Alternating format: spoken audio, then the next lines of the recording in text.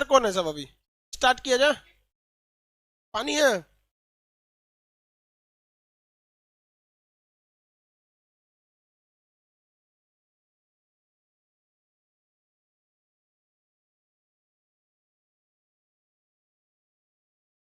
चलिए लाइव वाले सब लोग को गुड मॉर्निंग, एप्लीकेशन सब लोग गुड मॉर्निंग। कल कहाँ तक पढ़ाए थे?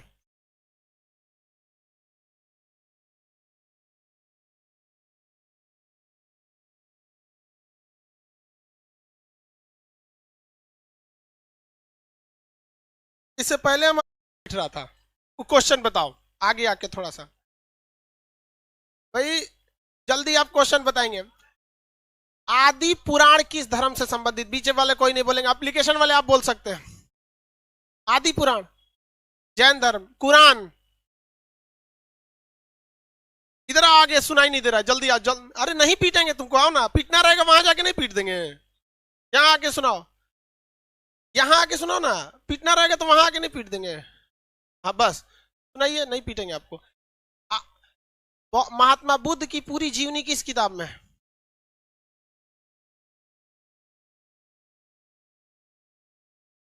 यही नतीजा होता है लड़की की सीट पे बैठने का।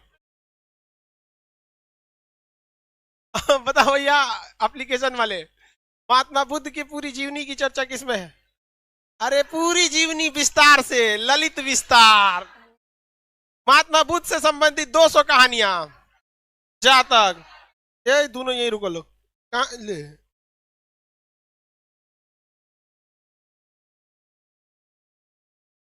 सबको कोई फर्क नहीं पड़ता किसको बोले किसको नहीं। चलिए जाइए बैठिए। अब जातक ग्रंथ में किसमें है? जातक, ठीक है। चलिए, गर्ल्स के पीछे वाले सीट पे जो बैठते हैं ना, वो सीट एकदम रिस्की सीट होती है कि लड़की सबका कोई ठीक नहीं होता है कि सोमवार को अगर 400 आएगी सब ना, तो मंगल को हो सकता है 150 ऐसा, अब बुध को 800 चलाएगी सब।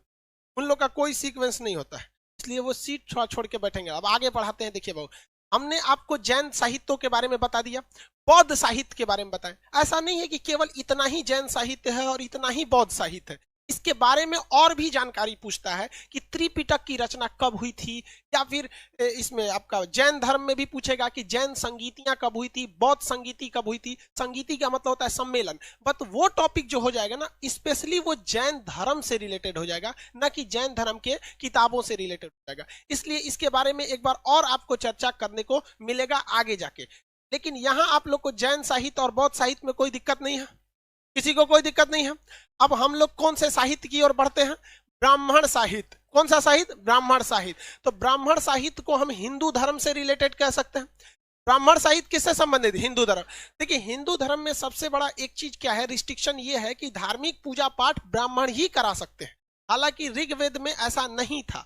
ऋग्वेद की शुरुआती काल में क्या कहा गया था कि जाति का निर्धारण उसके काम के आधार पर किया जाना चाहिए। यदि आपकी जाति किसी दूसरे को शिक्षा देने की है तो आप ब्राह्मण है प्रारंभिक नियम के हिसाब से। लेकिन बाद में क्या होने लगा कि जाति का निर्धारण उसके वंश के आधार पर हो गया कि पंडित जी का बेटा पंडित जी ही बनेंगे, जबकि शुरुआत में ऐसा नहीं था। वो जब हम वेद आपको अभी पढ़ाएंगे तब आपको ऐसे बताएंगे। वेद के शुरुआती काल में ऐसा था। तो हम लोग अब कौन सा धर्म देखते हैं? ब्राह्मण धर्म। ब्राह्मण धर्म को ही, ब्राह्मण जाति को ही पूरे धर्म में क्रियाकलाप करने की क्या चीज है? कॉपीराइट, मतलब मोनोधिकार, मोनोपोली, मोनोधिकार नहीं, मोनोपोली, मतलब उन्हीं के सिवा दूसरा नहीं करा पाते। बाकी रिलीजन्स में अगर देखेंगे तो पूजा पाठ कराने के लिए एक एलिजिबिलिटी आपको इतना होना चाहिए, जैसे पादरी बनना है। तो ईसाई धर्म में कोई भी व्यक्ति जो पादरी का कोर्स कंप्लीट किया है, जितनी पादरी के लिए जानकारी होनी चाहिए अगर उतना है, तो फादर ओ माय गॉड पादरी बन जाए। महिला रहेगी तो नन बन जाएगी। समझ में गए कि नहीं? इस्लाम में भी है कि भाई साहब आपको जो जानकारी है, दाढ़ी बढ़ा के टोपी पहन लीजिए, कुछ बोलना जान जाइए, पान उन खाना सीख लीजिए, ये सब चीज जो एलिजिबिलिटी है सीख लीजिए, आप क्या बन सकते हैं? मौलाना बन सकते हैं। वैसे ही वाहे गुरु, पगड़ी वाले लोग, ये सब सारी चीजें हैं। तो ब्राह्मण ग्रंथ का डायरेक्ट संबंध किससे है? हाँ, हिंदू धर्म से। आगे बढ़े। बफरिंग क्यों कर रहा है? सर्वर चेक कीजिए।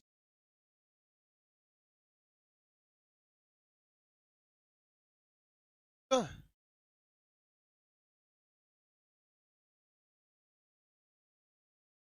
तो आपका मोबाइल में किसी किसी के खास मोबाइल में प्रॉब्लम हुआ होगा। सर्वर ठीक है?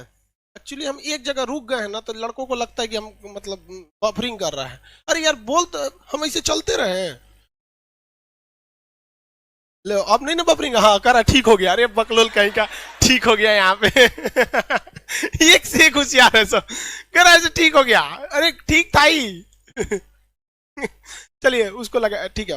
अब स्टार्ट करते हैं आगे की टॉपिक, कौन सा, ब्राह्मण ग्रंथ के बारे में। ब्राह्मण ग्रंथ का सीधा संबंध किस धर्म से, हिंदू धर्म।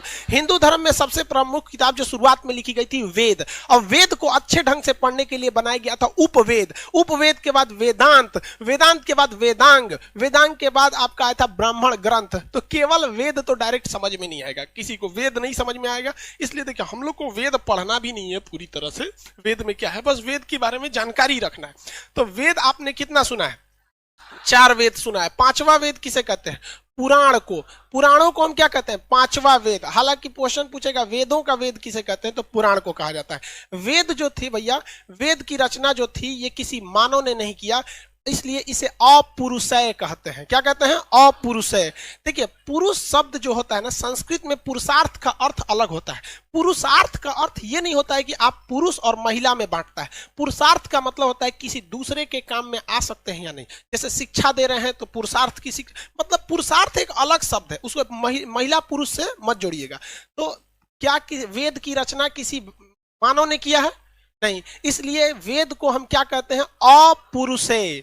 वेद को हम क्या कहते हैं, वेद हो गया, इसकी रचना कहा जाता है कि मानव ने नहीं किया था, इसलिए मानव के हिसाब से ये क्या होगा भैया, अपुरुषेय, अपुरुषेय, ये नहीं किया। किसी को कोई दिक्कत नहीं है, अपुरुषेय हो गया मानव यहाँ पर। तब इसने लिखा किसने भाई, वेद व्यास तो महाभारत उन्होंने लिखा, वेद व्यास तो उन्होंने लिखा ना, महाभारत को लिखा था वेद व्यास ने। वेद को कृष्ण द्वैपायन वेद व्यास, इसकी रचना किसने किया, कृष्ण द्वैपायन वेद व्यास। और वो जो महाभारत लिखा था उसे किसने लिखा था, वेद व्यास, महर्षि वेद व्यास। तो वो वेद व्यास दूसरे थे और ये वेद व्यास दूसरे हैं, दोनों में अंतर है, समझ में आया।